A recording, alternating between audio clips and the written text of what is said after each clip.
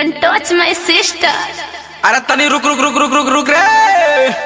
साली के गौवा जिंदाबाद जिंदाबाद जिंदाबाद। साली के हवा जिंदाबाद। का ई का कहला हो? देर बोलबा। हाँ रे कि साली तोहर गौवा जिंदाबाद तोहर हवा